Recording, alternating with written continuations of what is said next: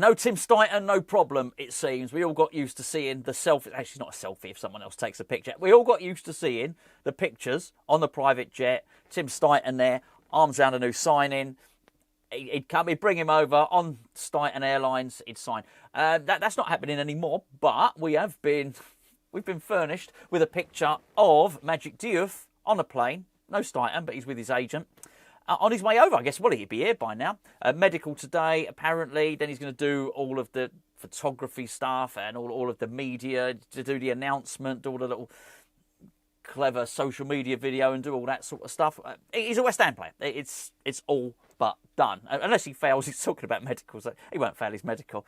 You see the Diouf, not the Diouf one. You see the Kudus one when he's the doctor's there. He didn't. I don't know if the doctor did that with a stethoscope. Anyway, he's putting it on his heart, and he said, "I'm just testing your heart." And Kudus said, "I only have Tottenham in my heart," or something like that. Anyway, it's not great, is it? Let's be fair. Anyway, we won't talk about him anymore. He's done. We don't mind. We've got a sign-in. We've got a sign-in now. And you always feel a little bit more positive when you get a sign-in. So, Diouf's here.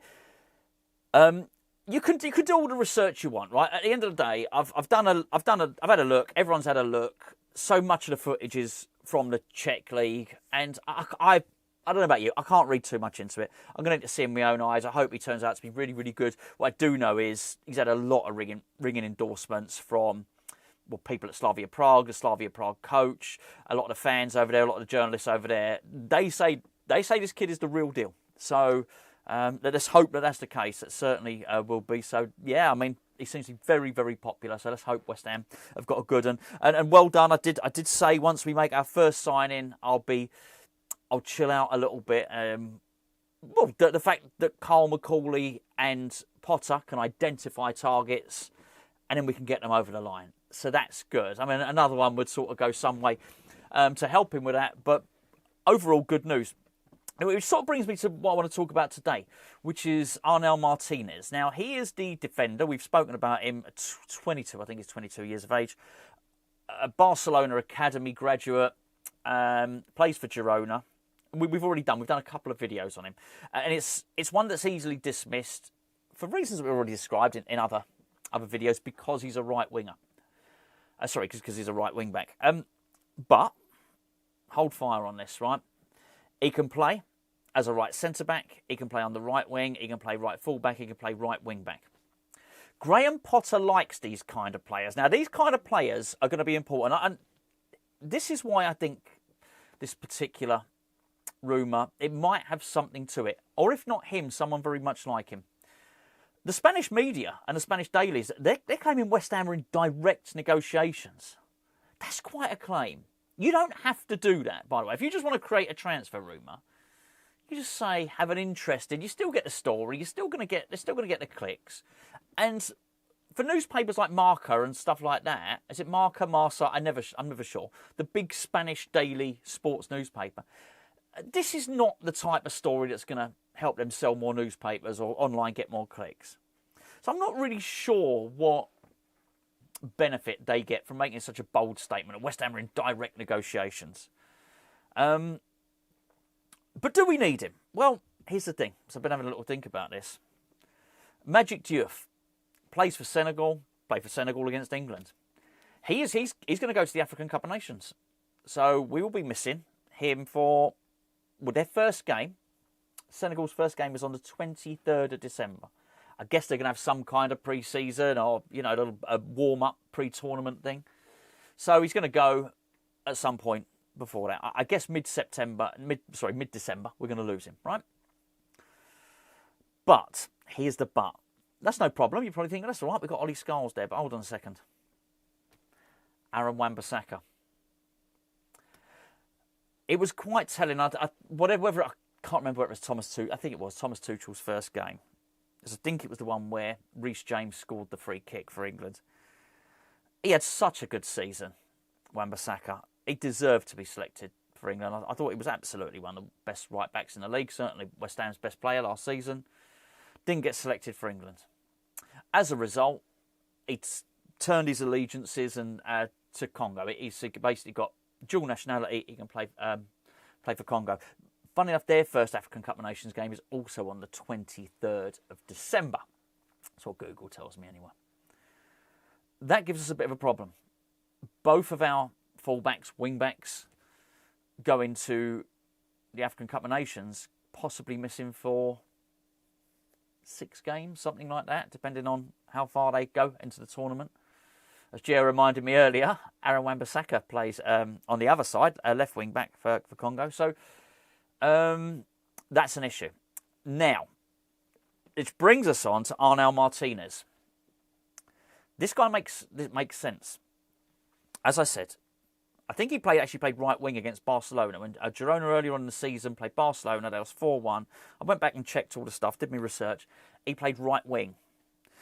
They mostly played a back four, so mostly played right back, but there were a few occasions they did play a 3-5-2. He played the right wing back. There was one game he played left wing back, and it was on some occasions he played as a right-sided central defender. This is a very, very versatile player here. This is exactly the type of player that Graham Potter likes. Graham Potter needs is exactly the type of player you need. Can you afford to bring somebody in as a fullback just to cover off that period of time when Wan-Bissaka's away? No, of course not. Of course not. Wan-Bissaka, you would imagine, will play majority of the season. If we play 3 at the back, he'll play the majority of the season, you'd imagine, as a right wing back. If sometimes Potter goes to 4 at the back, he'll play as the right back.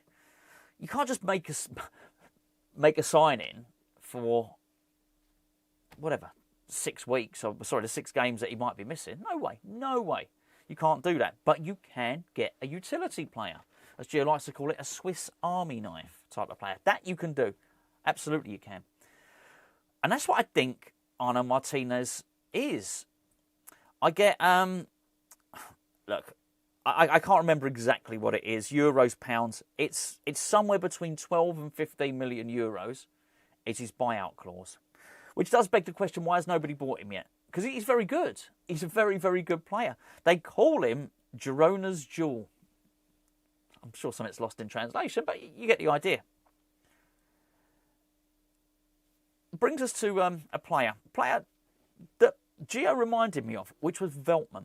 Veltman at Ajax. Sorry, Veltman went from Ajax to Brighton.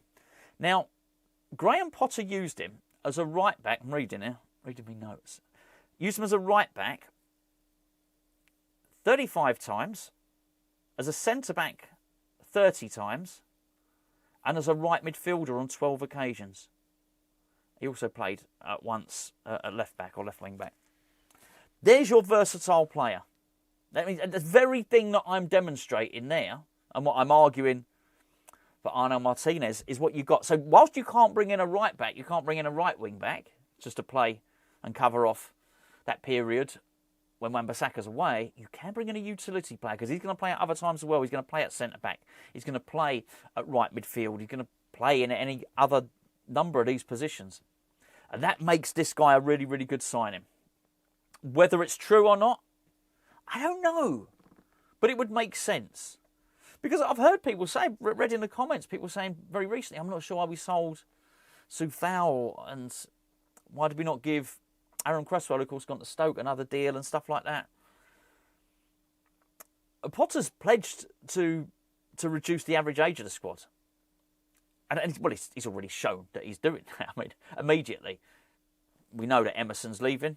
Diouf's in. That's a 10-year difference, 20-year-old, 30-year-old. So he's already doing that.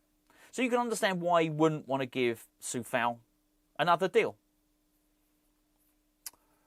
I don't know. Look, maybe nothing in this at all. And I am aware that after we've signed a player, you do get a little bit more belief. You do get a little bit more bounce, a little bit more spring in your step, don't you? It's nice to sign a player. So maybe there's nothing in there. But I don't know. There's just the transfer rumours seem a little bit real, a little bit more real today. You just get a little bit more behind it, don't you? Anyway, there you go. I like this player. I think he looks really, really good. I think it's the sort of business, if we can afford it, if we can make it stick, if we can make it work. He's not going to be on a fortune at Girona. He's not going to be on massive wages. Really affordable, as I say. Maximum he'll be is 15 million euros. That's okay, isn't it? For utility player, a Swiss Army knife player who's going to cover a number of positions, a perfect bench player. Yeah, I like it. I like it. Right, I'm going to skedaddle now. Just before I go, just please point in the direction of our Patreon page, which is a great way for you guys to support Hammers Chat. We've got a 7-day free trial, or you can just sign up. It's £3.60 a month for our basically lowest membership tier. We've got loads of extra videos on there. In fact, tomorrow we're going to record our next instalment of a mug of tea. It's patreon.com/Hammers Chat. We'd really appreciate it, at the very least, if you go and have a look. You can use the link in the description below. Right, I'm going to let you go now. I don't know. It feels like something's afoot, and I've deliberately, as you might have noticed, not mentioned. I'm going to mention them now, obviously, just to let you know that I haven't mentioned them. Not mentioned Douglas Luiz, and I've not mentioned Harvey Elliott. We'll possibly talk about them tomorrow.